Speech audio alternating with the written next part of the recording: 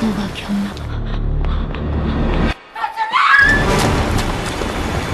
뭐가 떠오르고 꼭 엄마한테만 말해야 한다.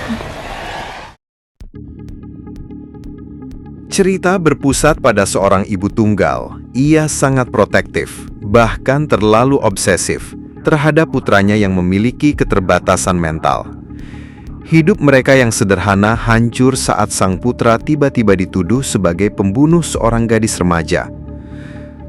Karena merasa tidak percaya putranya bisa melakukan kejahatan sekejam itu, sang ibu pun mulai menyelidiki sendiri. Ia menempuh segala cara, bahkan cara yang gelap, untuk membuktikan putranya tidak bersalah. Di sebuah kota kecil yang tenang, kehidupan seorang ibu tunggal sederhana hancur ketika satu-satunya putranya dituduh sebagai pembunuh.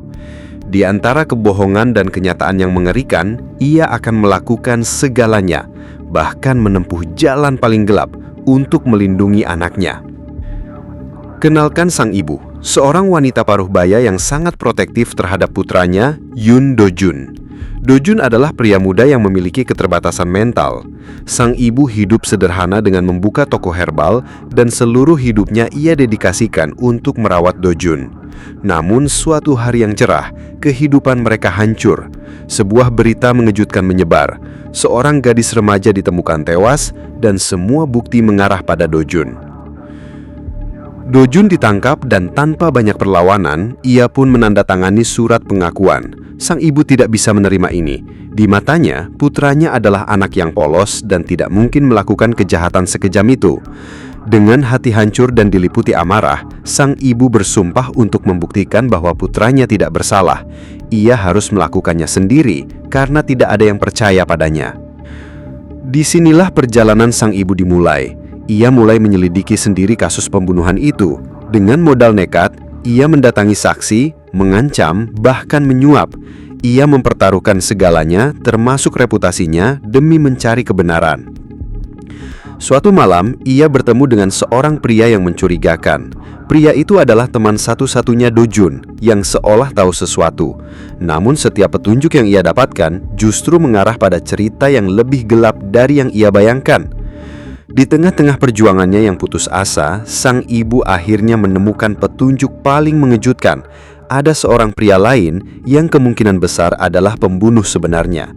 Ia berhasil menemukan identitas pria itu, dan disinilah ia dihadapkan pada sebuah kenyataan yang brutal. Pria itu ternyata adalah seorang pembunuh yang sadis. Ibu itu pun yakin, jika ia berhasil menyerahkan pria ini ke polisi, maka Do-jun akan bebas. Namun kenyataan lebih kejam dari yang ia duga. Di sebuah momen paling mengejutkan, sang ibu menemukan fakta bahwa putranya, Do-jun, tidak sepenuhnya tidak bersalah.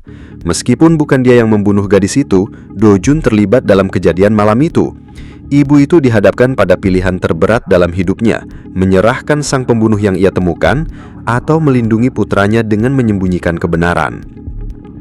Dengan hati yang hancur, ia membuat pilihan yang mengerikan. Ia melakukan sesuatu yang tidak akan pernah ia bayangkan. Ia menutupi jejak, menghancurkan bukti, dan memastikan bahwa tidak ada seorang pun, termasuk putranya sendiri, yang akan tahu kebenaran malam itu. Di akhir cerita, sang ibu kembali menjalani hidupnya yang seolah normal, tapi luka batinnya tidak pernah sembuh. Kisah ini berakhir dengan sang ibu yang duduk di dalam bus, menari perlahan-lahan untuk dirinya sendiri. Itu adalah gerakan yang ia gunakan untuk melupakan masa lalu yang menyakitkan.